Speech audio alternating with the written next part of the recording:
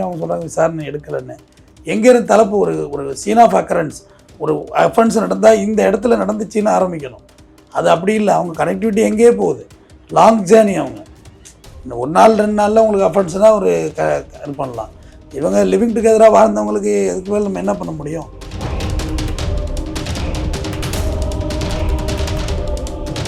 மாதம்பட்டி தான் குழந்தையே இல்லைங்கிறாரு. அதெல்லாம் டிஎன்ஏ டெஸ்ட் எடுக்கணும். ஏகப்பட்ட ப்ரொசீஜர் இருக்குல்ல. ஒரு நாளில் சொல்கிற ஸ்டாப்பிங் இல்லை. ஆல்ரெடி நான் கேட்குறேன், இவங்க ஜாய் கிருஷ்ணாவுக்கு மாதம்பட்டி கல்யாணம் ஆனவர்னு தெரியும் தானே. டிவோர்ஸ் ஆனது, டிவோர்ஸ் காப்பி வாங்கிட்டு தானே கல்யாணம் பண்ணி. இன்டூ மேரேஜ் ஆக்ட் படி டிவோர்ஸ் பண்ணாமல் 2ஆம் தரம் கல்யாணம் பண்ணுறது தப்பு. அது அஃபென்ஸ். 2ஆம் தரமாக நீங்கள் சேர்ந்துக்கிறதும் அஃபென்ஸ்.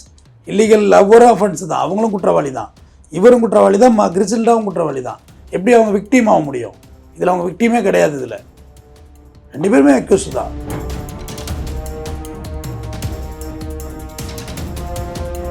ட்ரம்ப்பை கவலைப்படுத்துனாங்க.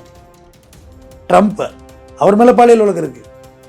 யார்? பில் கிளின்டன் மேலே பாலியல் வழக்கு இருக்குது. யார் மேலே இல்லை? இதெல்லாம் ஒரு ஆயுதம் மாதிரி உலக நாடு முழுக்க கையில் எடுக்கிறாங்க.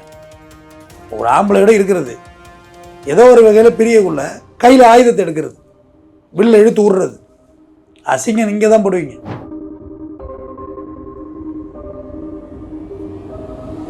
இந்த ஆணுக்கு வேண்டி பேசுறதுக்கு ஆளே இல்லை இந்த ஊரில்.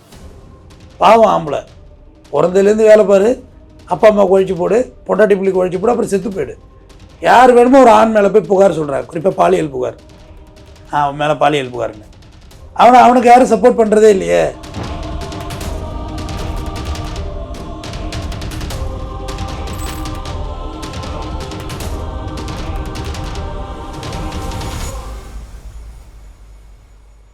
வணக்கம் சார். வணக்கம். சமீப நாட்களாகவே மாதம்பட்டி அவர்களுடைய பிரச்சனை தான் பேசும் பொருளாகவே இருக்குது. இவர் விஜய் டிவி பிரபலமாக இருக்கிறாரா இல்லை விஜய் டிவிக்கே பிரச்சனையாக இருக்கிறாரான்றது தெரியல. இவருடைய 2வது மனைவி அவர் நிறைய பெண்களை ஏமாற்றிருக்காருன்னு சொல்கிறாங்க. இதை எப்படி சார் பார்க்கணும்? இன்னும் நிறைய பெண்களை ஏமாற்றுறதுக்குள்ள பெரிய அதிகாரப்பூர்வ தகவல்கள்லாம் ஒன்றும் கிடையாது. அது அவங்க ஜாய் கிருஷ்ணா அவங்களோட 2nd ஒய்ஃப் தான் அந்த மாதிரி சொல்லிட்டு இருக்காங்க. பட் அவங்க 2nd ஒய்ஃப்னு அவருன்னு டிக்ளேர் பண்ணல. இவங்க தான் தன்னை 2வது தாரம்னு உலகறியாக டிக்ளேர் பண்ணிக்கிறாங்க. மாதம்பட்டி ரங்கராஜ், அதாவது சமையல்காரங்கிற பேரை வந்து சமையல்காரர்னு மாற்றிவர் மாதம்பட்டி ரங்கராஜ். இல்லாட்டி எல்லா ஃபங்க்ஷன்லேயும் சமையல்காரங்களை கிடச்சா பில்லு குறைச்சி தான் கொடுப்பாங்க. சமையல்காரனை கூப்பிடு, ஒரு மரியாதை இல்லாமல் ட்ரீட் பண்ணுவாங்க. அதில் உப்பு கம்மியாக போய்ட்டு இல்லை உரப்பு அதிகமாக போய்ட்டு சொல்லுவாங்க. ஆனால் இவர் அப்படி இல்லை. ஒரு இலை 4000 ரூபா, ஒரு இலை 10,000 ரூபா, அந்த மாதிரி ரேட்டுக்கு காசு பண்ணார். அவர் மோடிக்கு ஃபங்க்ஷன் பண்ணார், அமிதாப் பச்சனுக்கு ஃபங்க்ஷன் பண்ணார், பிசிசி கிரிக்கெட்டுக்கு சமைச்சார், ஹெலிகாப்டரில் போய் இறங்குவார், தனிப்பட்ட முறையில் கேரவன் வச்சுருக்காரு.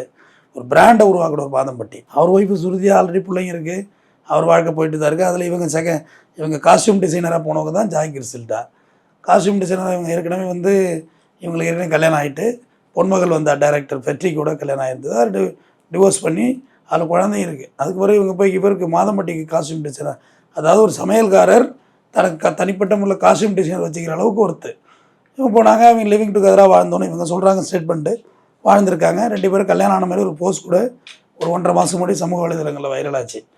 அப்புறம் அது போக அப்படியே ட்ராவல் ஆகிட்டு இப்போ அவங்க என்ன ஆயிடுச்சுன்னா, இப்போ ஒரு கம்ப்ளைண்ட் கொண்ட கமிஷன் ஆஃபீஸில் கொடுத்தாங்க. இந்த மாதிரி மாதம்பட்டி ரங்கராஜ் வந்து என்னை ஏமாற்றிட்டாரு, 7 மாதம் நான் மாசமாக இருக்கேன், இதுக்கு வந்து அவர் தான் காரணம், அவர் இப்போ பார்க்க கூட முடியலன்னு ஒரு புகார் கொடுத்தாங்க. அது அப்படியே தான் இருக்குது. அவர் மாதம்பட்டி அதுக்கு ரிப்ளையே பண்ணலை. அவர் அன்னைக்கு ஈவினிங் புகார் மதியம் கொடுத்தாங்க. ஈவினிங் வந்து கோயம்புத்தூரில் காலேஜில் தோன்றி சிறப்புரையாற்றிக்கிட்டு இருக்கார். அவருக்கு இன்ன வரைக்கும் ரிப்ளைவே பண்ணல. அவங்க ஒய்ஃப் அதுக்கு ரிப்ளை பண்ணல. அவங்க பாட்டு அவங்க இருக்காங்க.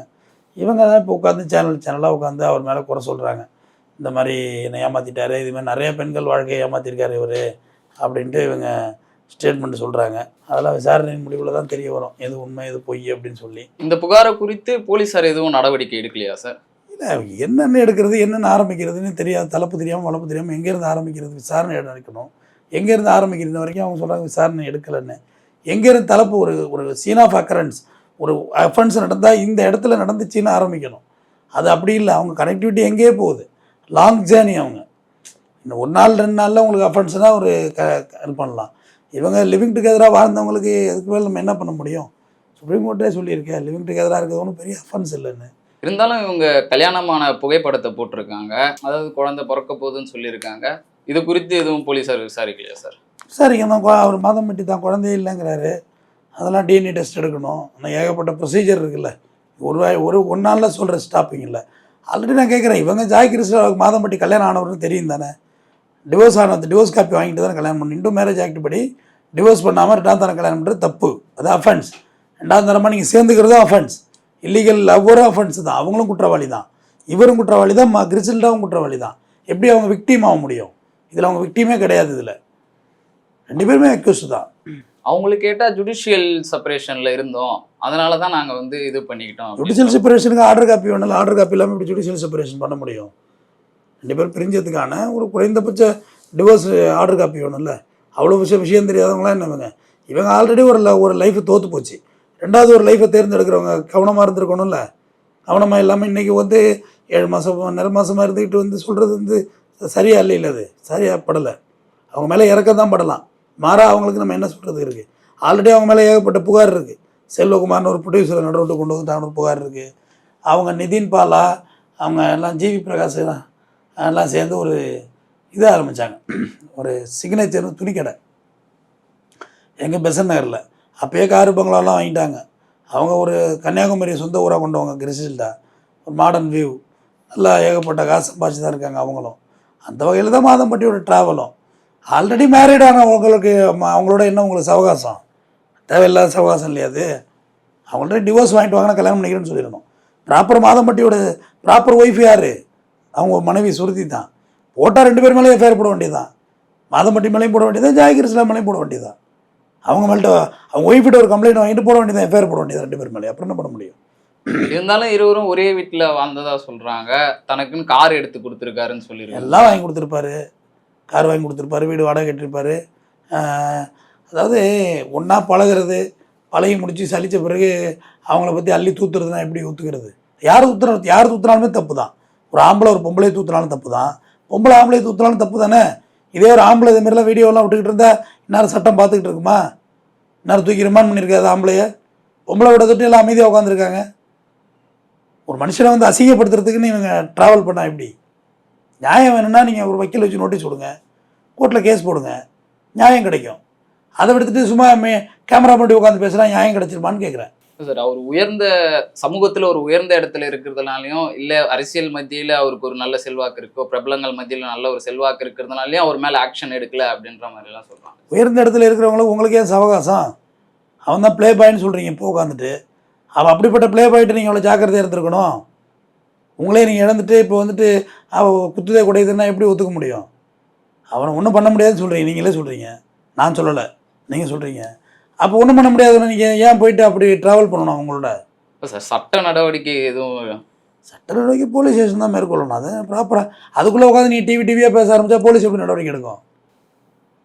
டிவியில் இந்த கேமரா மட்டும் நடவடிக்கை எடுத்துடலாமா? எடுக்க முடியுமா? எடுக்க வேண்டிய இடம் எங்கே? நீங்கள் உட்காந்து நியாயம் எடுக்க வேண்டிய இடம் நிறைய போலீஸ் ஸ்டேஷனு, அங்கே போய் நியாயம் எடுத்துக்க வேண்டியது தானே. அதை எடுத்துகிட்டு இங்கே உட்காந்துட்டு டிவியாக உட்காந்துட்டு அவர் நிறையா பேரோட ப்ளே பாயாக இருந்தார், அதெல்லாம் இங்கே சொல்ல மாட்டேன், கோர்ட்டில் போய் சொல்லுவேன் அப்படிலாம். இதெல்லாம் ட்ராப் பண்ணுறது இல்லை, ட்ராப் பண்ணுறது இல்லையா? ட்ராப் பண்ணுறது தான். அதை எப்படி கோர்ட்டு ஏற்றுக்கும்? கோர்ட்டே சொல்லியிருக்கேன், நீங்கள் லிவிங் டுகெதராக விருப்பப்பட்டு ஒன்றா இருந்துட்டு கடைசியாக வந்து வீடியோ வெளியிடுறது, ஆடியோ வெளியிடுறது ட்ராப், அது பேர் பிளாக்மெயில், அது பேர். இருக்கக்குள்ளே தெரியலையா அவர் கல்யாணம் ஆனவர்னு? இதே ஒரு ஆம்பளை ஸ்டோரேஜ் பண்ணி வச்சு வெளியிட்டாக்க வீடியோலாம் தப்பு இல்லையா? போராடும். அப்புறம் இன்றைக்கி எங்கே போனாங்க மாதர் சங்கம்லாம்? ஜாய்கிரிஸ்லாவுக்கு ஆதரவாக நிற்க வேண்டியதானே மாதர் சங்கம்லாம்? நிற்க மாட்டாங்க, அவங்களுக்கு நிறைய வேலை இருக்குது. சார், அவங்க வந்து பணம் பொருள் எதுவும் கேட்கல, என்னுடைய குழந்தைக்கு ஒரு இனிஷியல் தான் கேட்குறேன்னு சொல்கிறாங்க. இனிஷியல் நீங்கள் கோர்ட்டில் போய் தான் முறைப்படி டிஎன்ஏ டெஸ்ட் எடுத்து இனிஷியல் வாங்கிக்கோங்க. அதுக்கு யார் என்ன பண்ண முடியும்? டிஎன்ஏ டெஸ்ட்டை ஒத்துக்காதவங்களும் இருக்காங்க, சேலஞ்ச் பண்ணுறவங்களும் இருக்காங்க. ஒரே டிஎன்ஏ ஒரு ஆளுக்கு இருக்கணுங்கிறதுலாம் இல்லை. சயின்ஸ் மருத்துவ ரீதியாக ஒரே டிஎன்ஏ இருக்கணுங்கிறதே இல்லையே, மாறுபடுது. அதுவே குழந்தைக்கு இனிஷியல் வேணால் நீங்கள் குழந்தை மாதம் இருந்தப்போ எங்கே போயிருந்தீங்க? அப்போ இனிஷியல் வாங்க வேண்டியதானே? ஒரு மாதத்தில் தெரிஞ்சிருக்கும்ல நம்ம ப்ரெக்னென்ட் ஆகிட்டோன்னு. ஏன்னா ஒன்றும் தெரியாத பாப்பாவா என்ன? ஆல்ரெடி மேரேஜ் ஆகி குழந்தை பற்றவங்க தானே, அவங்களுக்கு தெரியும் தானே. அப்புறம் என்ன பண்ணிட்டு இருந்தீங்க? சும்மா இதெல்லாம் ஒரு மனுஷனை வந்து சொசைட்டியில் வந்து கேவலப்படுத்துறது. ட்ரம்ப்பை கேவலப்படுத்துனாங்க.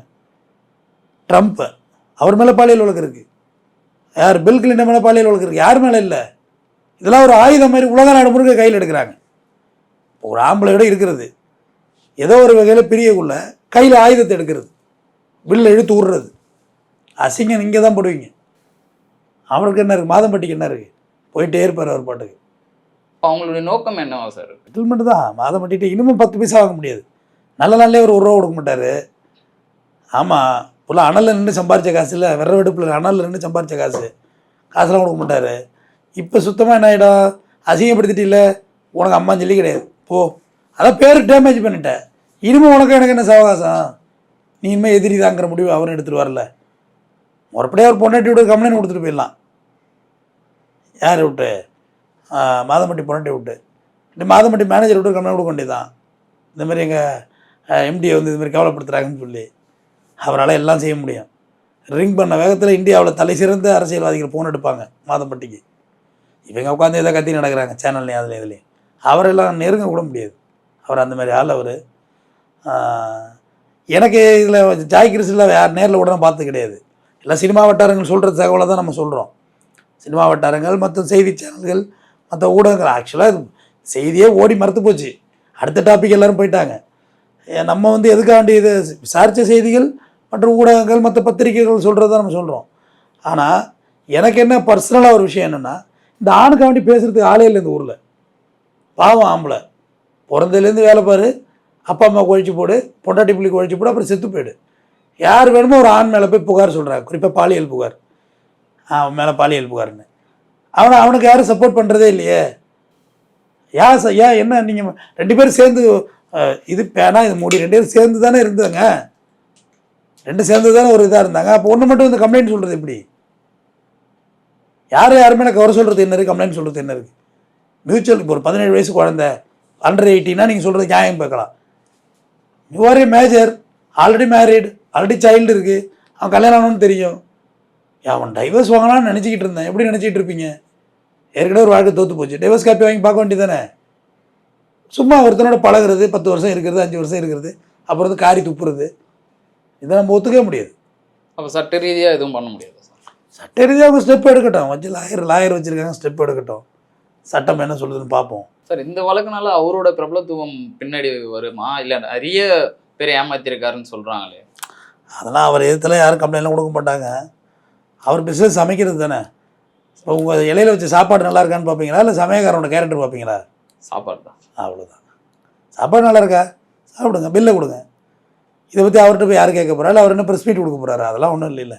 ஆனால் தொடர்ந்து அவங்க வீடியோ வெளியிட்டே இருக்காங்க. விட்டுக்கிட்டே இருக்க வேண்டிய. சீமானு கூட தான் 10 வருஷம் வெளியிட்டாங்க ஒரு லேடி வந்து. அதனால பயந்தாரா என்ன? இவரை விட பெரிய கல்லூரி மகனார் பிரபு சீமானு. அசரவே இல்லையே. கடைசி எப்படி ட்ராமா பண்ணி சேஷன் போடுறதே ஒரு ட்ரைபேட் போட்டு போகிற அளவுக்கு சீன் போட்டார்ல. என்னாச்சு? அதுவுமே அவர் கம்முன்னு இருந்தால் அவ்வளோ பெருசாக ஆகியிருக்காது. சுப்ரீம் கோர்ட்டு போனார் அந்த கேஸை இவங்க பேசக்கூடாதுன்னு சொல்லி. இப்போ அந்தமாக போயிருக்காங்க சுப்ரீம் கோர்ட்டு. அவர் கடைசியாக ஒரே இடத்துல முடித்தார். நான் அப்படியே குத்த வச்சுருந்த ஒரு சோளக்காட்டுக்குள்ள தூக்கிட்டு போய் கற்பழிச்சேனா, விரும்பி வந்தாங்க, பழகினாங்க, போனாங்கன்ட்டார். சீமான் மேலே எனக்கு சீமானை பிடிக்கவே பிடிக்காது. எனக்கு வாயத்தோடு தான் பொய். நான் பிரபாகரனை பார்த்தேன், அங்கே சாப்பிட்டேன், இங்கே சாப்பிட்டேன், அப்படி எங்கே பார்த்தாலும் சாப்பாட்டுக்கு அது தான். எனக்கு அது விட்டு ரொம்ப வெறுப்பு. ஏன் அந்த பேரை சொல்லி நீங்கள் சம்பாதிக்கிறீங்க? உங்களுடைய கட்சி பேர் சொல்லி நீங்கள் வாழ்ந்துக்கங்க. அந்த பொய் அள்ளி விட்றதெல்லாம் பிடிக்காது எனக்கு. திட்டுவார் எல்லாரையும், செருப்பை கைட்டுவார் மேடையில். இதெல்லாம் எனக்கு உடன்பாடு இல்லை. ஆனால் அந்த விஷயத்தில் எனக்கு பிடிச்சது. ஆமாம், விருப்பப்பட்டாங்க, வந்தாங்க, போனாங்க. இப்போ என்ன உனக்குட்டார்ல, முடிஞ்சு போச்சு, அவ்வளோதான். அந்த மாதிரி டெய்லி வீடியோ போட்டு தான் இருக்காங்க. டேய் சீமா, டேய் பேவர்சி பையா அப்படிம்பாங்க, ஏதாவது திட்டுவாங்க. அவராக கண்டுக்கிறாரு. அவர் அப்படியே ரேஞ்ச் ரோவர் காரில் போயிட்டுருக்காரு. அதுமாரி தான் மாதம்பட்டி ஹெலிகாப்டரில் போயிட்டுருப்பார், தட்டன்னு. இவங்க பேரெல்லாம் காதில் விடாது. ஏங்க எல்லாரும் இப்போ ட்ரம்ப் ஜெயிக்கலையா? ட்ரம்ப் ஜெயிச்சாரா இல்லையா? ஜெயிச்சார். அப்புறம் 2வது முறை ஜெயிச்சிருக்காரு. Bill Clinton பயந்துட்டாரா? பெரிய கண்ணதாசனுக்கு இல்லாத பேரா? எம்கேடி தியாகராஜ பகருக்கு இல்லாத பேரா? யாருக்கு இங்கே இல்லை பேர்? எல்லாருக்கும் எல்லா பேரும் இருக்குது. அதெல்லாம் தாண்டி கமலஹாசனை சொல்லாத பேரா? ப்ராப்பராகவே 2 கல்யாணம் பண்ணார். உலகநாயகன். நீங்கள் அவர் தானே எல்லா எக்ஸாம்பிள் சொல்கிறாங்களா இல்லையா? சொல்கிறாங்க சார். உங்கள் துறையில் நீங்கள் திறமையாக இருங்க. இதெல்லாம் சும்மா கழிசட பிரச்சனை. உங்கள் டேலண்ட்டை நீங்கள் வளர்த்துட்டு போயிட்டே இருக்கணும். அதை எடுத்துகிட்டு இதில் போயின்னு இருக்குது. அதெல்லாம் ஒன்றும் இல்லை. முன்னாள் டிஜிபி கூட தான் மாட்டினார் பாலியல் வழக்கில், பீலா ராஜேஷ். அதுக்கு அசந்தாங்களா என்ன? அவங்கவுங்க வேலையை பார்த்துட்டு போயிட்டே இருப்பாங்க. யார் மேலே தம்பி இல்லை குற்றச்சாட்டு? எல்லார் மேலே இருக்குது. அவங்கவுங்க அதை ஃபேஸ் பண்ணிப்பாங்க. சும்மா ஒரு 10 நாள் உலகம் பேசும், 11வது நாள் அவங்கவுங்க வேலையை பார்ப்பாங்க. அப்போ 11வது நாள் இந்த 10 நாள் உட்காந்து பேசுனாங்க பார்த்தீங்களா, அவங்க தான் லாக் ஆவாங்க. அவங்க தான் அடுத்த கட்ட ஸ்டெப்பே இருக்காது. 10 நாள் நீங்கள் கேமரா வைப்பீங்க மாதம்பட்டியை பற்றி, அடுத்து 11 நாள் வேறு டாபிக் பேசுவோம் சார்ன்றீங்க. கரெக்டு தானே? எனக்கே போர் அடிச்சுட்டு பேசி பேசி அப்போ அவங்க பேசுனவங்க தான் மாட்டிப்பாங்க. எல்லா பிரச்சனையும் கையில் எடுக்கல ஈஸியாக இருக்கும், திருப்பி வர முடியாது அந்த இடத்துக்கு. தெரிஞ்சுங்க, காரி காரி துப்பிடலாம், அந்த வார்த்தைகளை திருப்பி வாங்க முடியாது, ரீயூனியன் ஆக முடியாது பஞ்சாயத்தை. ஒரு நட்பு, ஒரு காதல், ஒரு கல்யாணம், ஒரு காமம் எதுவாக இருந்தாலும் பிடிக்கலன்னா கொஞ்சம் விலகிருங்க, மறுபடியும் அது நல்ல முறையாக வந்து கிடைக்கும், கையில் ஸ்மூத்தாக வரும், அந்த சூழல் உருவாகும். நீங்கள் டார்ச்சர் பண்ணிங்கன்னு வச்சிங்களேன், மைனா படத்தில் எங்கே இருக்க எப்போ வர டார்ச்சர் பண்ணிங்கன்னா ஆம்பளை போயிட்டே இருப்பான். ஆம்பளைக்கு பிடிக்காத விஷயம் இந்த டாமினேட் பண்ணுறது, நொய்யின்லாம் போயிட்டே இருப்பான். நீங்கள் வேலை பார்க்குறீங்க, வேலை தானே பார்க்குறீங்க, உங்களை டெய்லி காலையில் உங்களை டார்ச்சர் பண்ணுறது என்ன பண்ணுவீங்க? அதை விட வறுமையில் இருந்தால் கூட நீங்கள் கவலைப்பட மாட்டீங்க, அடிமையாக வேலை பார்க்க முடியாதுன்றீங்க. எல்லாருக்கும் மனித சுயமரியாதைங்கிறது அதுதான். நான் அதோட பட்னியாக கூட கிடக்கிறேன், டார்ச்சர்லாம் தாங்க முடியாது, அதுதான் இயல்பு, மனித இயல்பு. நான் சொல்கிறது ஹோம் ஹியூமன் சைக்காலஜி சொல்கிறேன். அதுதான் இங்கேயும் நடக்கும். ஆம்பளையில் போட்டு நெருக்கடி பண்ணுறது, சைலண்ட்டாக இருந்து ஃபேஸ் பண்ணணுங்க. ஆம்பளை ஒரு குழந்தை மாதிரிங்க, பச்சை பிள்ளை மாதிரி. அவனை ஹேண்டில் பண்ணுற விதத்தில் ஹேண்டில் பண்ணால் அவன் ஒழுங்காக இருப்பான். யாராக இருந்தானே, பொண்டாட்டி புருஷன் மாட்டே தானே, நீங்கள் எட்டி பிடி பண்ணுன்னா அவனை எட்டி பிடி பண்ணிட்டு போயிட்டே இருப்பான்.